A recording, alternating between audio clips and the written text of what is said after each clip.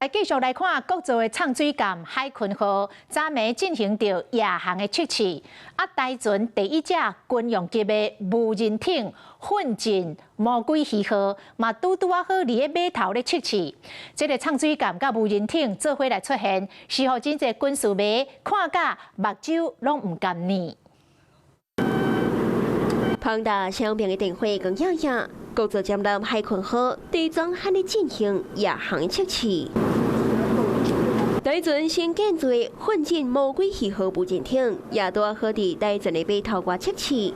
伊外含海鲲舰舰同齐现光，吸引着真侪军事迷来遮翕相。头一只国造舰海鲲号自6月17启动头一届的海上测试。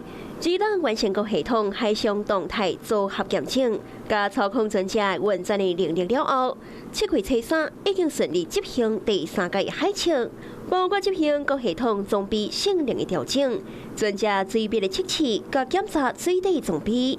7月初8早起，就刷到修理专家的所在，将各档的91号码头安上拜过进行第4届海测。那三体船的特性就是呢，它可以在很不好的海象上，风浪很高的时候呢，它的浮正力量很强。进前才专工小解奋进魔鬼鱼号无人艇。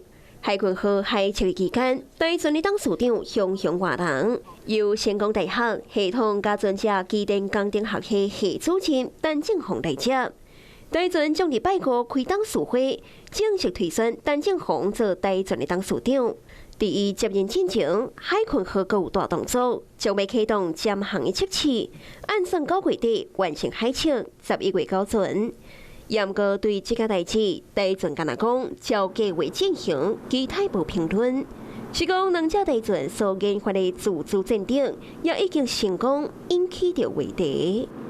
Hello， 我是雷亚，想要抢了先掌握最及时的新闻资讯吗？赶快订阅、按赞、开启小铃铛，锁定华视新闻 YouTube 频道。